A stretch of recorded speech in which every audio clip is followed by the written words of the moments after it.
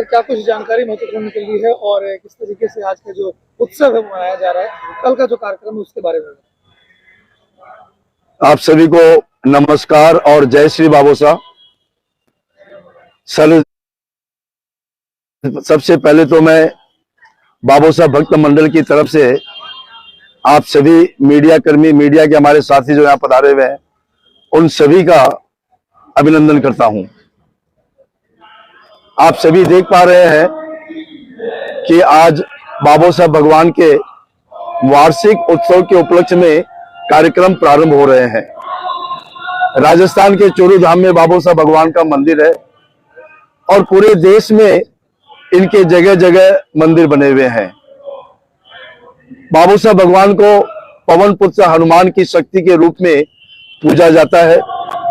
इनके बारे में रामायण में बहुत प्यारा वर्णन आता है कि कैसे बाबोसा भगवान का जन्म हुआ है। परम आराधिका मंजू बाईसा बाबोसा भगवान की मुख्य साधिका है, जो पूरे हिंदुस्तान में घर घर जाकर बाबोसा भगवान की खुशबू फैला रही है, उनकी महिमा फैला रही है। मंजू बाईसा किसी से कोई पैसा नहीं लेती है, कभी किसी से दान दक्षिणा नहीं लेती है, निस्वार्थ और निःशुल्क भाव से भक्तों की सेवा करती है। ये तो मैंने आपको संक्षिप्त परिचय दिया। और ये बाबोसा भक्त मंडल एक सोशियो रिलीजियस ऑर्गेनाइजेशन है। ये सिर्फ धार्मिक संगठन नहीं है। धार्मिक संगठन के साथ साथ हमारे संगठन द्वारा कई सामाजिक कार्यक्रम किए जाते हैं।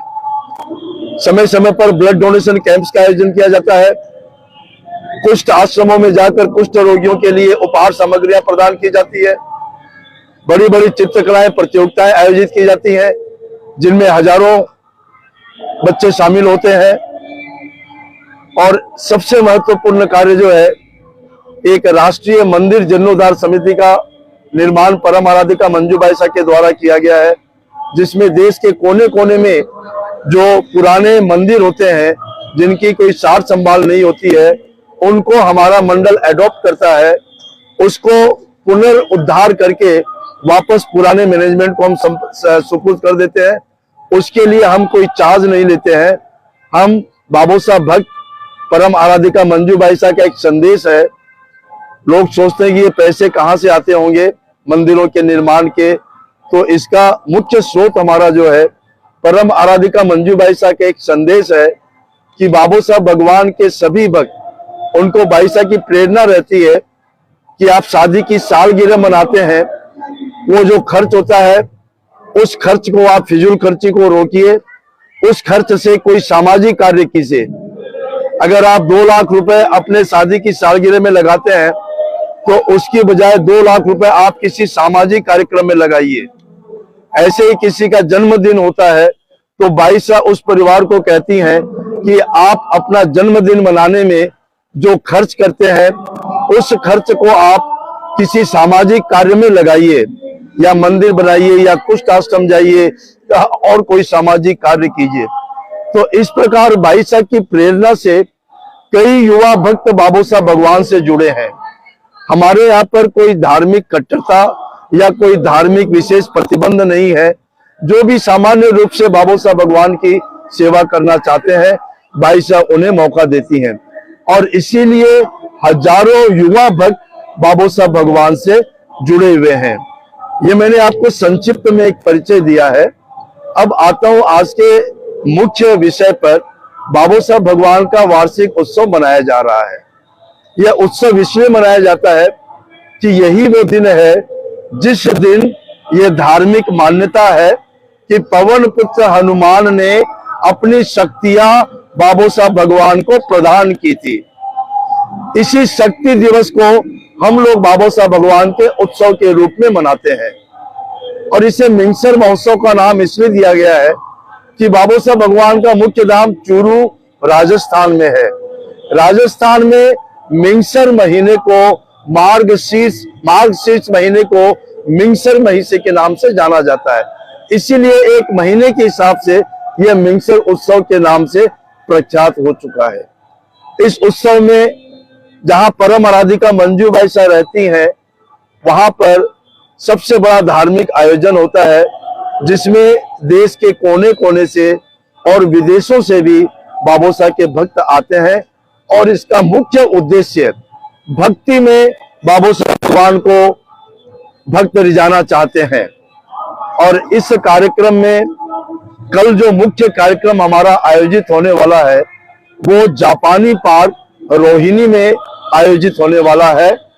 और मुझे बताते हुए बहुत प्रसन्नता हो रही है कि इस कार्यक्रम में भारत के लोकसभा अध्यक्ष माननीय श्री ओम बिरला जी अपने आने की सहमति उन्होंने प्रदान की है। भारत के केंद्रीय मंत्री श्री अर्जुन राम मेघवाल जी भी उन्होंने अपनी आने की स्वीकृति प्रदान की है। और इसके अलावा दिल्ली के कई गणमान्य सामाजिक कार्यकर्ता, सामाजिक, राजनीतिक और व्यावसायिक क्षेत्र के संगठनों के प्रमुख व्यक्ति कल इस कार्यक्रम में शामिल होने वाले हैं, जो कि शाम को 7 बजे से प्रारंभ होगा जापानी पार्क रोहिणी दिल्ली में। से कितने बजे तक है दोबारा बता दें, हम लोग आना चाहते हैं। इस कार्यक्रम का समय है शाम को 7 बजे से। और जैसे कि हमारा परंपरा रही है, हम कार्यक्रम समापन का समय निर्धारित नहीं करते हैं। निर्धारण प्रभु इच्छा तक जितनी देर बाबा साहब भगवान चाहे, लेकिन सामान्यतः लगभग रात को 10 बजे तक ये कार्यक्रम चलते हैं। मैं एक बार पुनः कार्यक्रम का एड्रेस बता देता हूँ। निःशुल्क प्रवेश है। पहले आओ पहले पाओ के आधार पर सीटें वितरित की जाएगी। कार्यक्रम स्थल पर एक विशाल भंडारा भी लगाया जाएगा, जिसमें हजारों भक्त लाभान्वित होंगे। मैं फिर बता देता हूँ, जापानी पार्क सेक्टर 10 रोहिणी, जहां पर कि जेएमडी टेंट लगा हुआ है, उसके ठीक सामने यह धार्मिक उत्सव मनाया जाएगा। हमारे यहाँ ऐसे शब्द हमारे शब्दकोश में अब नहीं है, परंतु ऐसा वैसा, ये क्या होगा, ये कैसे होगा, ऐसे शब्द नहीं है। जो इस पृथ्वी पर कोई पॉसिबल होने वाली चीज है तो हमारे यहाँ वो इम्पॉसिबल नहीं हो सकती है। यह हम बाबा साहब भक्तों का पूर्ण विश्वास है। हम जो कर जाते हैं वो हमारे समाज में, हमारे राष्ट्र में एक प्रेरणा मिलती है लोगों को। हमारे यहाँ जो संगठन है उसमें किसी को किसी भी तरह के मंच की कोई भूख नहीं है। ये क्यों हो रहा है? ये मेरे कारण नहीं हो रहा है, ये बाबा साहब भगवान के चमत्कार के कारण हो रहा है। आज कोई ना कोई चमत्कार हर भक्त के साथ हो रहा है। अगर आपको समय मिले तो 2 मिनट आप ऊपर वापस होते हुए देखना कि कितना जुनून है लोगों में। यह जुनून कैसे आता है? मेरे कहने से, आपके कहने से नहीं आएगा। ये जुनून होता है कि उनकी कोई भी मनोकामना, इच्छा होती है, अगर उसके हित में हो तो बाबा साहब भगवान उसको पूरी करते हैं। जब इच्छाएं पूरी होती है, मनोकामना पूरी होती है, तो क्या होता है, वो इस तरीके से जुड़ जाता है ना। तो अब यहाँ बैठे हुए हैं ये संजय जी, इनका पैर काटने के लिए डॉक्टर ने बोल दिया था कि शुगर के कारण इनका पैर कटेगा। ये बहुत उत्साहित हो गए। जब बाईसा कलकत्ता गई तो जब उनको पता चला कि ऐसी बात है, तो बाईसा इनके यहाँ जोत की है, इनको आशीर्वाद दिया है। आज ये खुश हैं। क्यों संजय बाबू, है ना? ये आपको जो संदेश देने वाले हैं हमारे अरुण जी के पास क्या था, एक दफा टूट चुके थे। कई असामाजिक तत्वों ने इन पर कई केस कर दिए थे। अरुण, ठीक कह रहा हूं मैं? पैसे के लिए मोहताज हो गए थे, लेकिन आज बाबा साहब की कृपा से खुश हैं। तो क्या ऐसे भक्त जब उनके साथ कोई ऐसे चमत्कार हो जाते हैं ना, तो वो तरीके से जुड़ जाता है। यहाँ कोई चंदा नहीं है, कोई पर्ची नहीं कटती है। सबसे बड़ी बात, पूरे हिंदुस्तान में एक ऐसा ही मंदिर है जहाँ कोई पर्ची ₹1.25 की नहीं कट सकती। आप ऊपर से कहीं घूम लो, कोई बुक्स यहाँ नहीं मिलेगी। हमारे अरिहंत भाई हैं, बहुत अच्छे भक्तों में से हैं। तो ये क्यों जुड़े? ये पहले प्रॉपर्टी का काम कहीं करते थे, सर्विस करते थे। बाईसा के पास उत्साहित हो क्या है, तो बाईसा ऐसी सी बात है। बाईसा ने इनको आशीर्वाद दिया, आज ये कहां से कहां पहुंच गए हैं। तो इस तरीके से जुड़ जाते हैं लोग। अभी अगर आपको समय मिले तो 2 मिनट ऊपर जाके देखो, आप कुछ भी कर लो, ऐसा जुनून लोगों में नहीं मिलेगा। जो डांस कर रहे हैं लोग, जो नाच रहे हैं, वो इसी के कारण होता है। इसीलिए मैं आप सबसे विनय पूर्वक थैंक्स करता हूं। और कल का प्रोग्राम जो मिक्सर महोत्सव हमारा प्रोग्राम है, चौथ की रात हम जगाते हैं, उसके अंदर अगर आप आके देखेंगे और जो बच्चों का, जो हमारे नवयुवकों का जो जुनून देखेंगे, वो देखने लायक मिलेगा।